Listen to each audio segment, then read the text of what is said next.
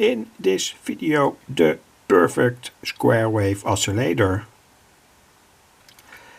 as far as I can see, and then especially made in a very simple way. Of course, there are complicated circuits to make a square wave oscillator, but here it is only this chip here. It's an op-amp, and that op-amp has the good property that it has a field effect transistor or a field effect source at its input.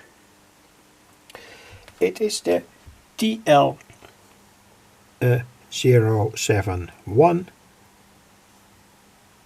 and the fact that we have here a field effect transistor input makes such a circuit more easy to make, especially because we have here on the two pins here, 2 and 3, an extremely high input resistance. And that makes that when you connect a capacitor here or whatever, it is not so much damped compared to, for instance, a 741 op-amp. And I found the results of this circuit very good. I had not expected that. And well, let's look at first on the frequency that's generated now. It is 50 Hertz. And I show this because I had many requests in the past of people that wanted to make a inverter and needed a 50 Hertz or 60 Hertz square wave generator. This is 50 Hertz, but you have to tune that simple oscillator, FET oscillator chip, to that frequency, and that's done here with the right value for this capacitor. This capacitor is a part of a time-dependent circuit. I cannot explain how that exactly works, but I'm sure, and due to the tests, the capacitor plays here more or less the biggest role. And to get to 50 Hertz, you can use this setup.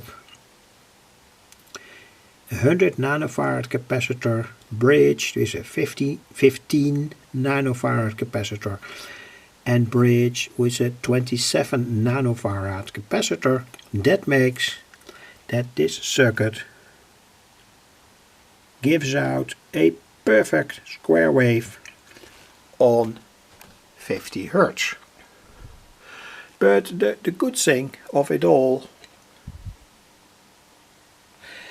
is that this circuit can get to much higher frequencies, and even very high frequencies, and producing a very proper square wave on all these frequencies. And this is, for instance, the highest frequency that this generator can make, and this is the waveform.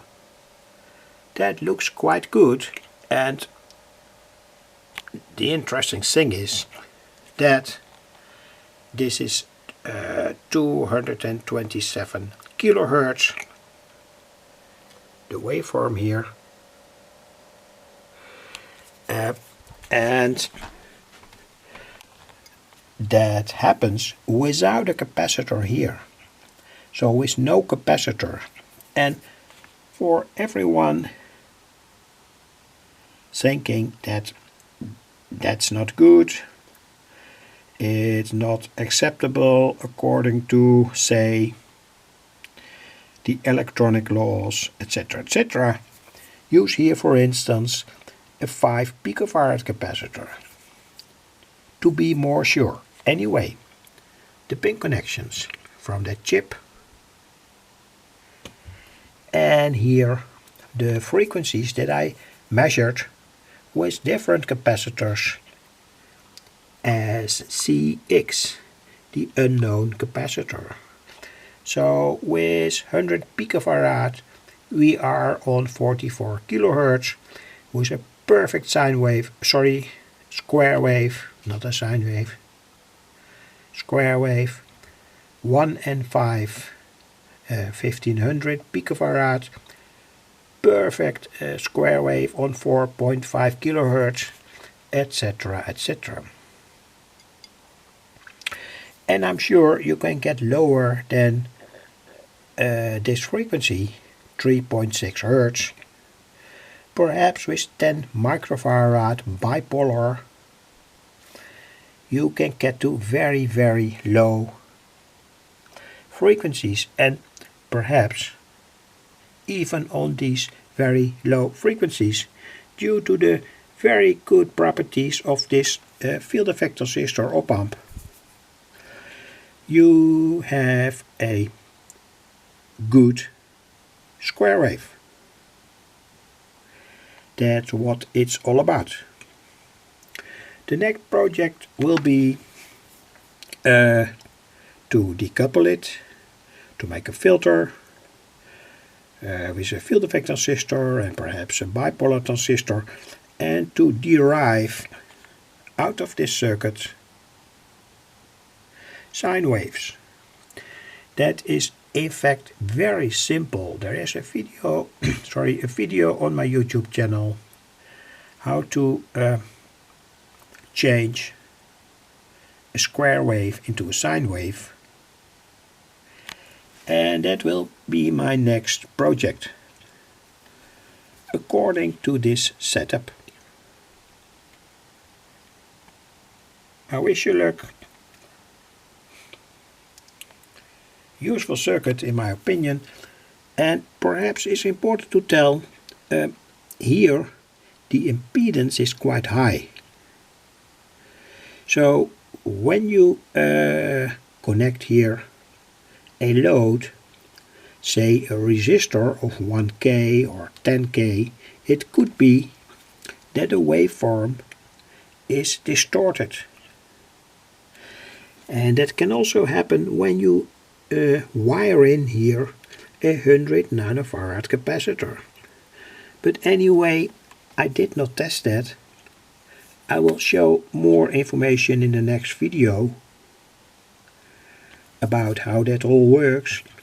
But anyway, it's such a good circuit that I wanted to publish it. It has extremely good properties compared to, for instance, another op-amp, say a 741 or so.